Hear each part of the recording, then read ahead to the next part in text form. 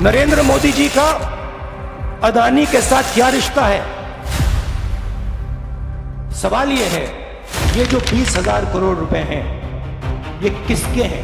ये जो जहां तक अडानी का रिलेटेड पार्टीज के साथ गलत प्रकार की लेन देन का सवाल है, रिपोर्ट साफ कहता है कि 12 सस्पिशियस ट्रांजैक्शंस पर जांच जारी है। असली सवाल यह है, क्या मोदी जी ने अपने मित्रों की मदद के लिए सेबी पर किसी तरह का दबाव डाला? मोदी जी और अडानी के बीच क्या रिश्ता है?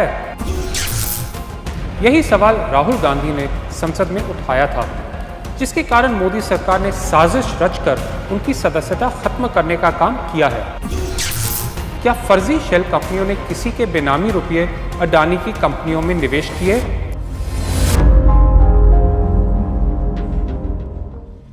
आपने देखा होगा कि कुछ दिन पहले सुप्रीम कोर्ट की एक्सपर्ट कमेटी का रिपोर्ट आया। आपने ये भी देखा होगा कि कैसे उस रिपोर्ट के बेसिस पर भाजपा और मोदी सरकार ने अडानी को पूरी तरह से क्लीन चिट दे दी। लेकिन यहाँ ये समझना जरूरी है कि उस रिपोर्ट का एकमात्र लक्ष्य ये पता करना था कि सेबी का रेगुलेटरी फेलियर हुआ था या नहीं। उसका काम अडानी महाघोटाले का पता लगाना नहीं था। आगे सुनिए। 14 अगस्त को सेबी सुप्रीम कोर्ट में अपनी रिपोर्ट प्रस्तुत करेगी और देखना यह है कि मार्केट रेगुलेटर इस महाघोटाले पर क्या कहता है। अब सुप्रीम कोर्ट की एक्सपर्ट कमेटी के बारे में बात करते हैं। असल में एक्सपर्ट कमेटी ने बहुत सारे सवाल उठाए हैं जिसका जवाब जरूर मिलना चाहिए। पहला, जहां तक अडानी का रिलेटेड पार्टीज के साथ गलत प्रकार की लेन देन का सवाल है, रिपोर्ट साफ कहता है कि 12 सस्पिशियस ट्रांजैक्शंस पर जांच जारी है। दूसरा, क्या फर्जी शेल कंपनियों ने किसी के बेनामी रुपये अडानी की कंपनियों में निवेश किए? रिपोर्ट कहता है कि सभी को शक है कि 13 शेल कंपनियों ने इस प्रकार का गोलमाल किया है। यानी इस सवाल को और मजबूती से सामने खड़ा किया है कि 20,000 करोड़ रुपए किसके हैं।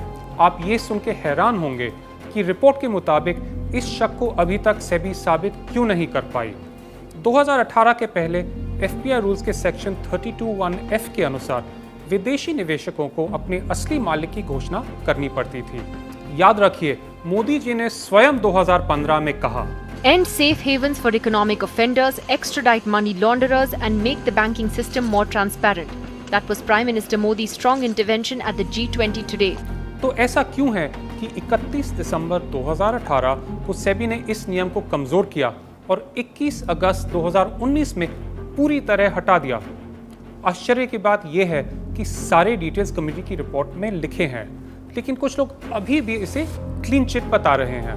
The Supreme Court appointed special panel has given a clean chit to the Adani Group in connection with the allegations raised by the short sellers Hindenburg.